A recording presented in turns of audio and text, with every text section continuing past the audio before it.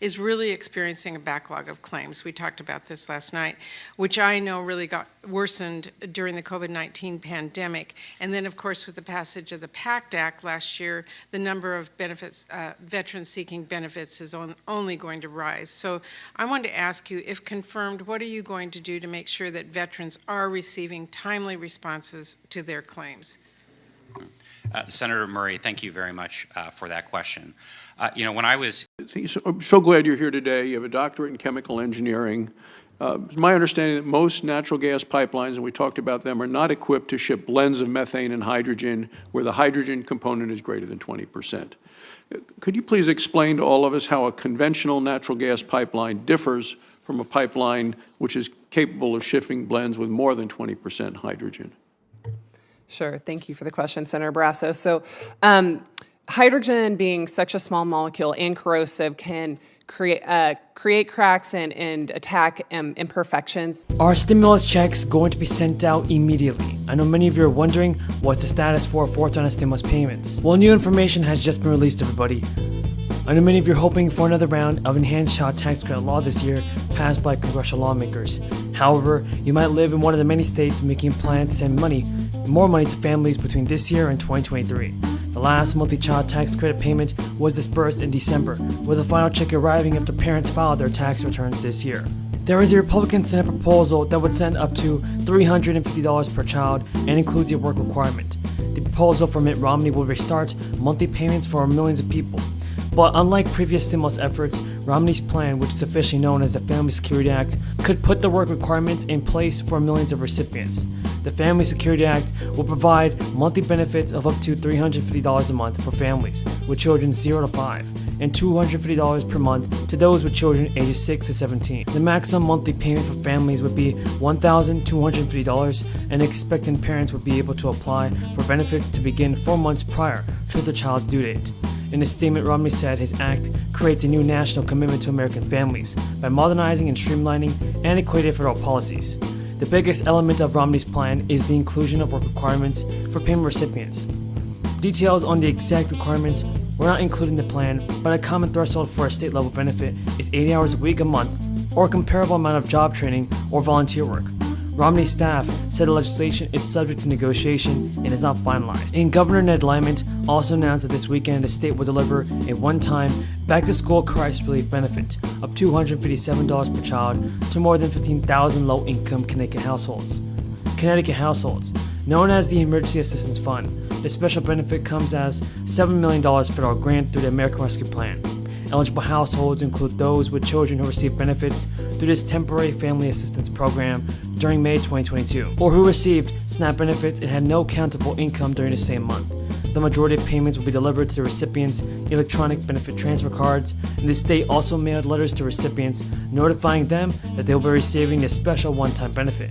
Governor Lammett explained that his administration is timing the release of these special benefits to coincide with the back-to-school shopping season and the start of Connecticut's sales-free tax week. That lead to metal embrittlement. So the solution would be, short of what was already discussed about potentially recoding existing networks, but for existing infrastructure, the solution would be for natural gas, to have hydrogen, you would want either a different carbon steel or you would want it to be thicker, or both. So what would be the impact then in the cost of constructing, from conventional natural gas pipelines versus a pipeline that does all the things that you just described? So the ever taken by Congress could cut the social cost of climate change by up to $1.9 trillion by 2050. The White House has said in an official statement that the legislation will reduce costs related to rising temperatures, minimize property damage from sea level rise and other disasters, and reduce health impacts. The analysis of the Office of Management and Budget, which administers the federal budget, is the first published estimate of avoided climate-related social costs resulting from the legislation. The social cost of carbon is an estimate of the economic cost that would occur from a future level of carbon pollution. And the bill's climate provisions are projected to reduce the country's carbon emissions by roughly 40% by 2030. Early in his presidency, Joe Biden pledged to reduce U.S. emissions from 2005 levels, at least in half by 2030, and achieve net zero emissions by 2050. In the shorter term, the analysis projects the bill will save between roughly $34 billion and $84 billion each year by the end of the decade. Climate-related disasters could cost the U.S. federal budget roughly $2 trillion per year, a 7.1% loss in annual revenue by the end of the century. There are three main ways the bill targets rising prices. First, it plans to reduce the federal deficit, which is the difference between how much the U.S. government spends and how much it takes in taxes and revenue. And when there's less money floating in the economy, there tends to be less demand and fewer price hikes. Second, it will promote the production of certain goods, mainly in renewable energy. Having more supply than demand can help lower some cost over time, he added. Third, and more directly, one provision of the bill will help limit the price growth of certain prescriptions, as these companies will have fewer dollars to spend on resources to deploy 5G and other spectrum capabilities. Is it your understanding that enacting the 15% minimum tax on book income as written in the tax and spend bill will raise taxes on spectrum license holders, thereby raising prices on already financially strapped consumers? It is. I'm hopeful for a technical correction so that we can consider spectrum auction holdings the same as other infrastructure holdings.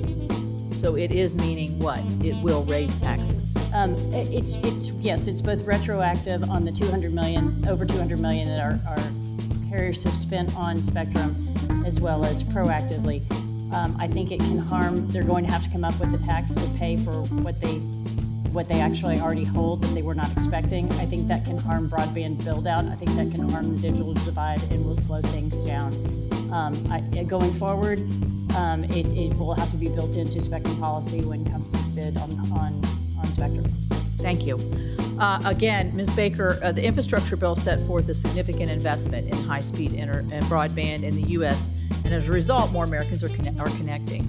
How can we ensure, in light of the conversations that we've had today, that there is sufficient spectrum to allow consumers and businesses to fully utilize these broadband networks, particularly, as you know, in my state, a lot of unserved and underserved areas? Can't help. It sounds. What was the maximum increase that could have been applied to in the reevaluation, and how is it determined to cap the increase at $250 billion? Again, Senator, that's not how we approached the question. The question was to solve for what is our best estimate of. These changes will impact millions of people on Social Security and see their monthly benefit increases. Now, as the November midterm election approaches, leaders on both sides of the aisle are trading barbs on one key program that affects so many people. It's Social Security, everybody. Over the weekend, Joe Biden called out certain lawmakers over their plans to change the program. President Biden actually tweeted out, Senator Scott wants to require Congress to vote on the future of Social Security every 5 years. And Senator Johnson wants Social Security and Medicare on the